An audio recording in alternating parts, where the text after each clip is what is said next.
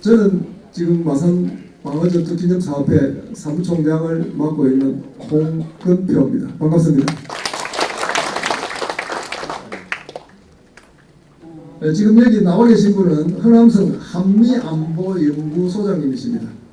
현재 국방대학교 명예교수이면서 한미안보연구소장으로 계십니다. 이런 분을 모시게 돼서 저희들이 영광입니다. 많은 박수로 맞이해 주시기 부탁드리겠습니다.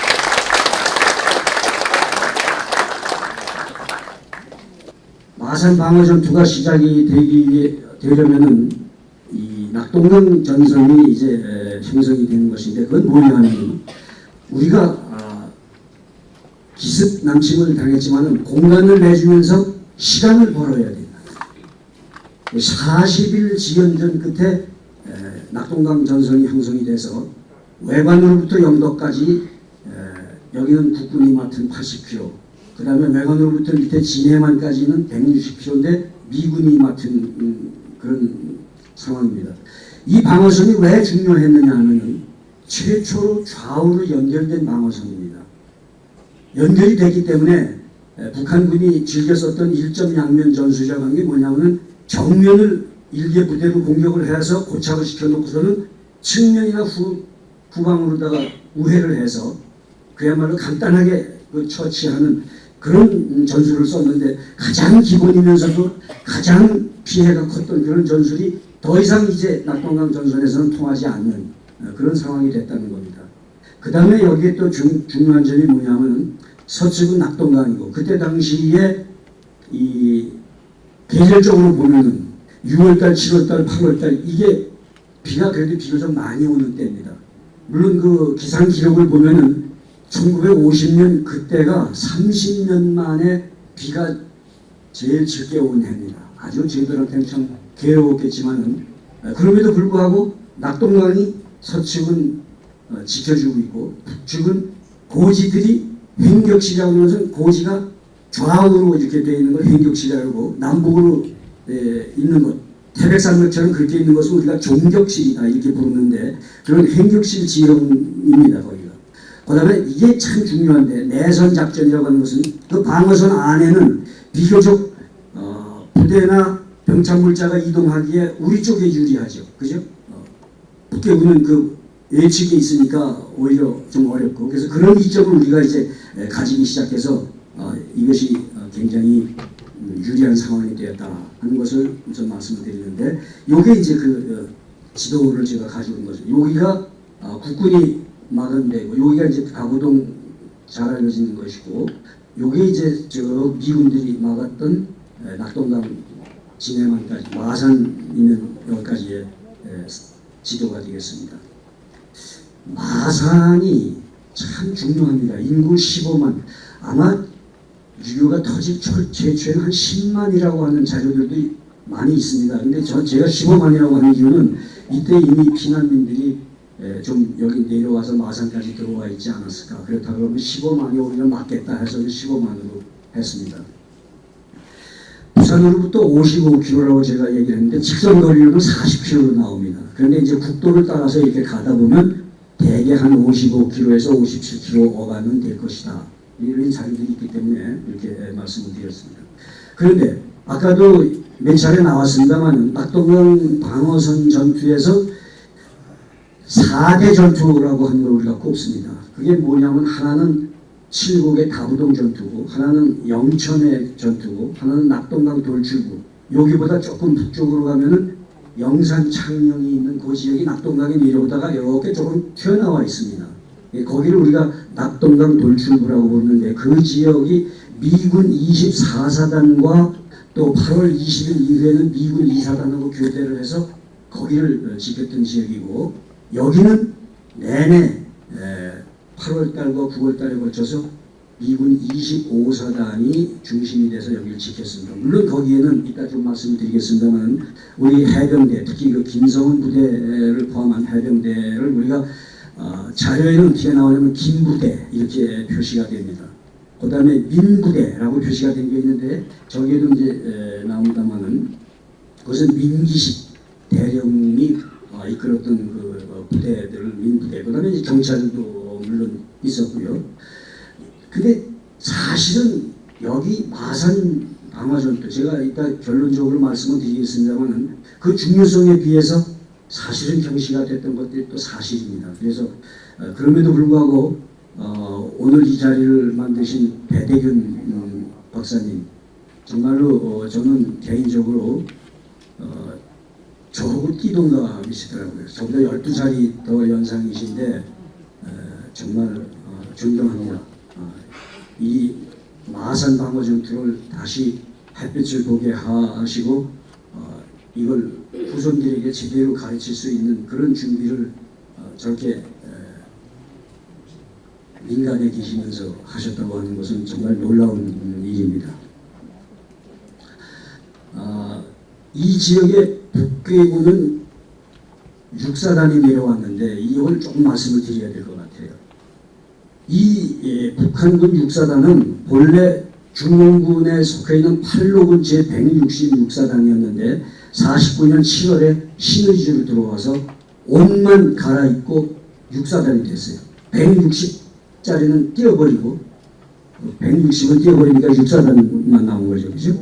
그래서 부대 이름이 육사단이 됐어요. 이 부대가 6월 25일 날 개성을 당일에 함락을 하고 그 이튿날 한강을 도하해서 김포에 내려오고 쭉 내려오면서 7월 13일에 공주, 요지가 빠른 거를 표시했습니다. 20일에 전주를 들어갔는데 이때에 그 이튿날서부터 비가 좀 와가지고 항공정찰기가 제대로 이 부대를 정찰을 못했어요.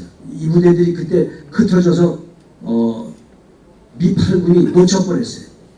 그러나 실제로는 이 부대들이 어떻게 움직였느냐 하면은 연대 단위로 나눠져서 13연대는 7월 24일에 목포에 도달을 했고요.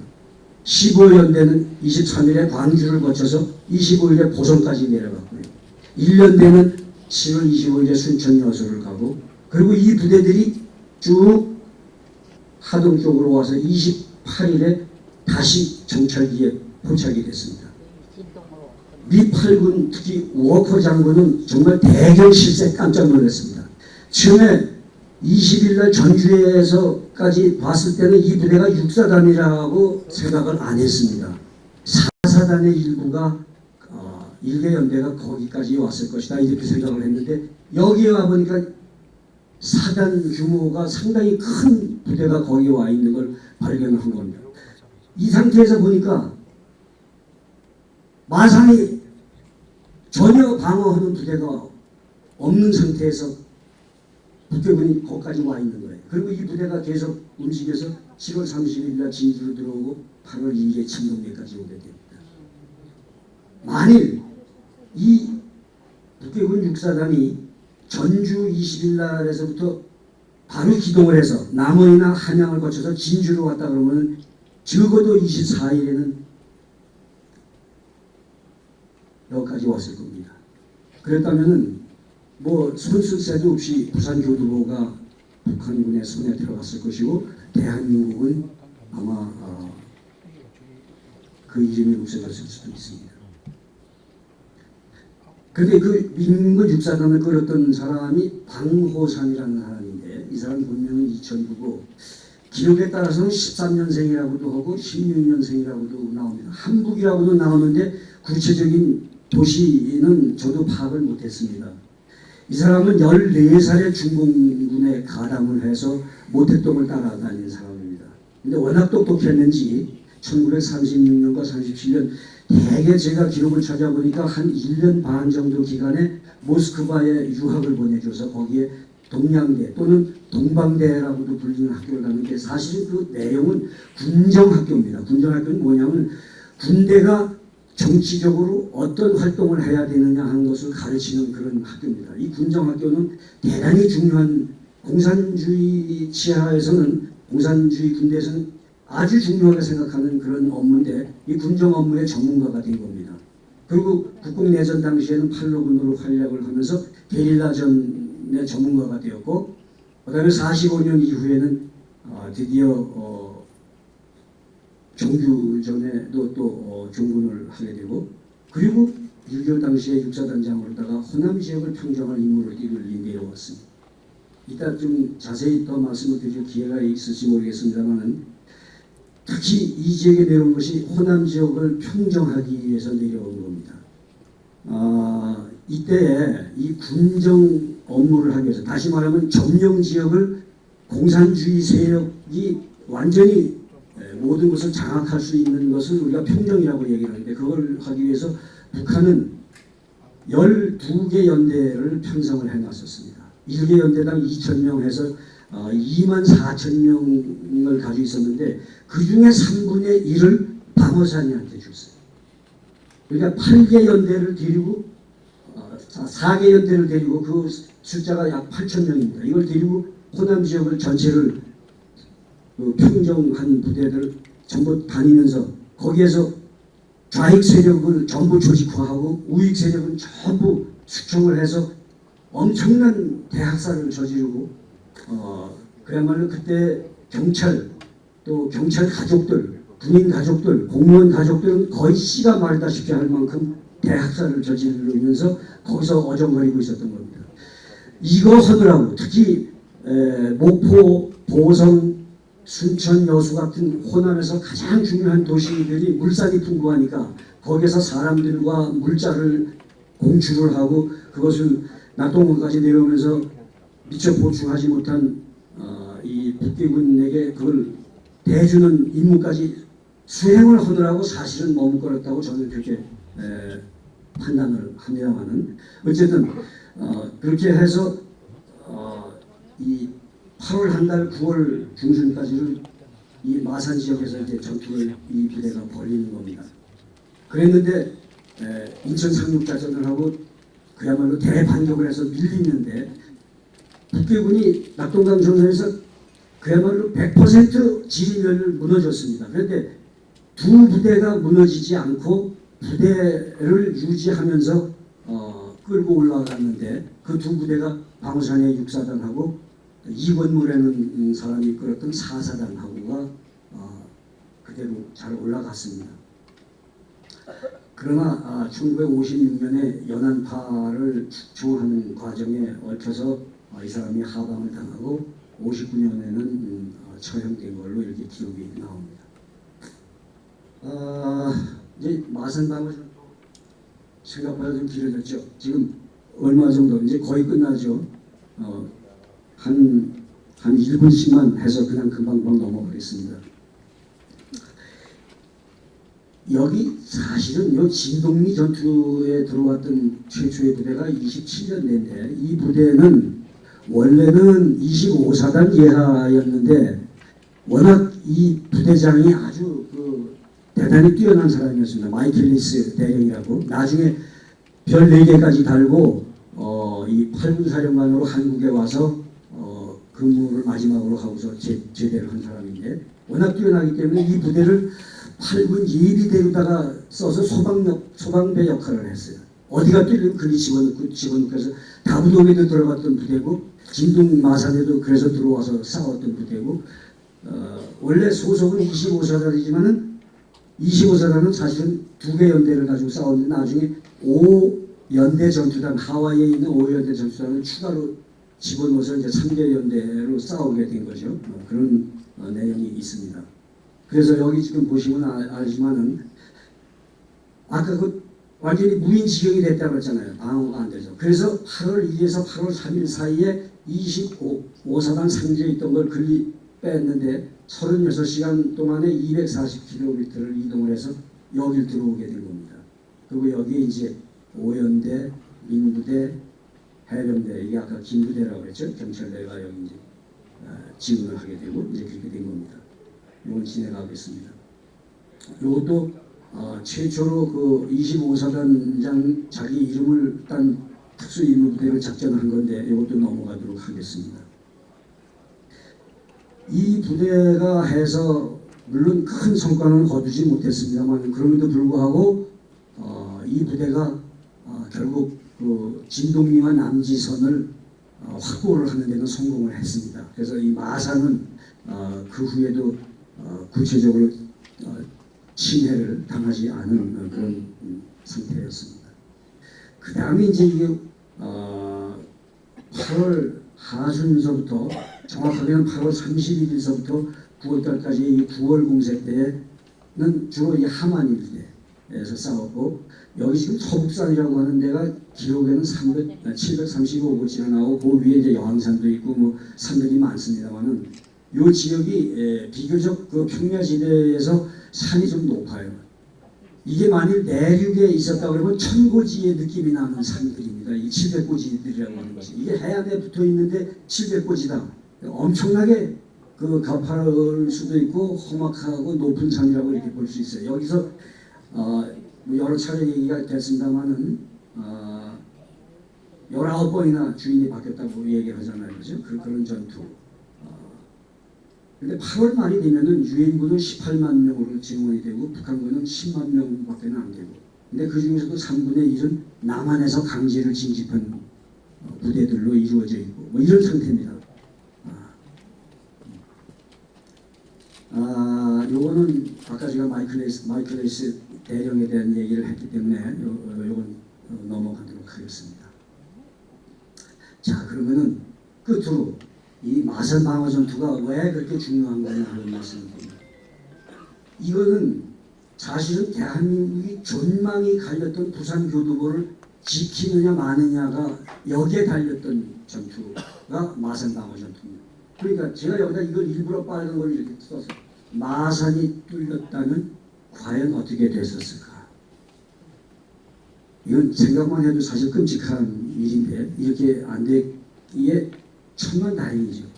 그리고 북한 최정예 육사단을 저지하기 위해서 한미의 군대와 민간인들, 이때 동원된 소위 그 지게부대, 그 탄약을 날라주고 병창물자를 날라주고 하는 그 민간인들의 활동도 사실은 제가 조사해 본 결과 다른 어떤 전선보다도 정말 큰 도움을 군사작전에 줬던 일입니다. 그래서 일부러 제가 여기다가 군민이라고 하는 걸 붙여놓습니다. 육해공이 합동작전을 했고 불태전의 합투정신으로 싸웠고, 그리고 이곳이 지켜내졌기 때문에 결국은 대반격의 불꽃을 키울 수가 있었다. 자, 이제 그러니까 다 넘어가겠습니다. 근데 왜 제가 지금 이 사진을 가져왔냐면은 이게 인공위성에서 찍은 야간 사진인데, 전쟁이라고 하는 건 말이죠. 왜 하느냐 하면은 전 전쟁을 연구한 학자로서 이런 주장을 합니다. 전쟁은 평화를 위해서 한다. 평화를 만들어내기 위해서. 어떤 평화? 나에게 보다 더 유리한 평화를 만들어내기 위해서 하는 겁니다. 6.25 전쟁은 어떻게 보면 정전에서 승자 없이 정전이 이루어졌습니다. 그러나 오늘날 살고 있는 모습을 보면은 누가 이긴 전쟁인가 하는 게 너무나도 명확해요. 북한은 거의 불이 보이지 않아요. 그죠? 여기가 섬처럼 보입니다. 이렇게 사는 것이 나은 평화인지, 이렇게 사는 것이 나은 평화인지, 어느 쪽이 더 나은 평화입니까? 당연히 여기가 더 나은 평화를 누리고 있죠. 그렇다면 어느 쪽이 이긴 전쟁이에요? 더 나은 전쟁을, 더 나은 평화를 만들어내기 위해서 전쟁을 한다고 제가 전쟁학자로서 주장을 하는 차원에서 본다고 그러면 우리가 이긴 전쟁입니다. 군주론이라고 하는 책을 쓴 니콜로 마키아벨리가 이런 얘기를 했어요. 스스로를 지키려 하지 않는 자, 그 누가 도우려 하겠는가. 6.25 때 우리는 스스로 지키려고 엄청나게 노력을 했기 때문에 미군들도 또 16개 유엔 회원국도 와서 이렇게 우리를 도와서 지켜준 겁니다. 필리핀 외곽에 가면은 6.25 창전 기념비가 있는데 거기에 이렇게 써 있어요. 제가 가보니까 자유는 용사들의 피와 남은 자들의 눈물로 지켜진다. 참 좋은 말이긴 한데 제가 보니까 눈물로 지켜진다는 건 조금 그렇고, 그래서 제가 여기다 이걸 땀이라고 바꿔봤어요. 그러니까 용사들의 피와 남은 자들, 우리 남아있는 우리들의 땀으로 지켜지는 거라 이거예요. 눈물을 흘릴 새가 어디 있어요? 땀을 흘려야지. 그렇잖아요. 그죠? 그래서 우리들뿐만이 아니라 우리 후손들에게도 이런 정신을 좀 가르쳐야 되겠다. 그렇게 말씀드리고, 정말 두서 없이 짧은 시간에 하려니까 정말 너무너무 줄였는데, 기회가 되면은 오늘 얘기하지 못한 내용들도 좀 할 수 있었으면 좋겠습니다. 여러분 감사합니다.